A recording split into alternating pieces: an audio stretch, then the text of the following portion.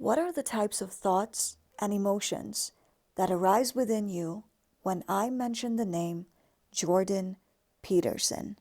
You got in trouble for refusing to call trans men and women by their preferred personal pronouns. I got in trouble because I said I would not follow the compelled speech dictates of the federal and provincial government. I actually never got in trouble for not calling anyone anything. Why should your right to freedom of speech trump a trans person's right not to be offended? Because in order to be able to think, you have to risk being offensive. I mean, look at the conversation we're having right now. You know, like you're certainly willing to risk offending me in the pursuit of truth. Why should you have the right to do that? It's been rather uncomfortable. Ha.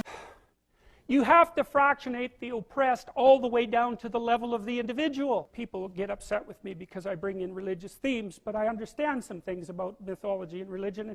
It's not an accident that the axiomatic Western individual is someone who was unfairly nailed to a cross and tortured. It's like, yes, right, exactly. Regardless of whether people like or dislike Jordan, one thing became extremely apparent after Jordan's initial rise to popularity post The Kathy Newman Show, and it was the fact that millions of people from all over the world simply couldn't get enough of Jordan's perspective on virtually everything that one could possibly conceive of.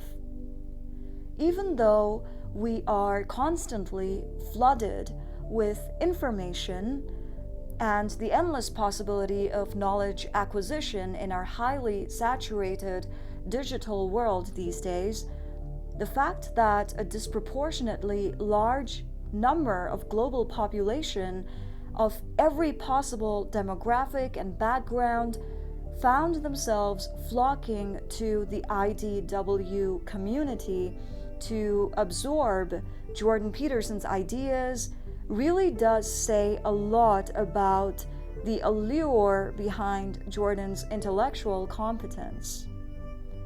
In the past, I would often find myself constantly revisiting the work of our historical masterminds like Dostoevsky, Nietzsche, Rousseau, and the likes to philosophically energize my mind and soul, because despite our growing digital accessibility to the work of every possible current generation thinkers, I often felt that the most profound ideas were contributed to our society, both from the East and the West, from our past figures. However, Jordan was the one person in our timeline who I felt was truly ingenious, in the sense that his work possesses the same impactful spark and power that the work of most of my past role models contained too. So, in the true spirit of gratefulness for getting to witness something as exciting as the Jordan Peterson phenomenon in my time, I think that it's only fair for me to want to point out certain similarities that I have observed between Jordan's ideological and emotional temperament, which I feel goes hand in hand with Dostoevsky's own depictions of his ideologies through his characters in his popular books.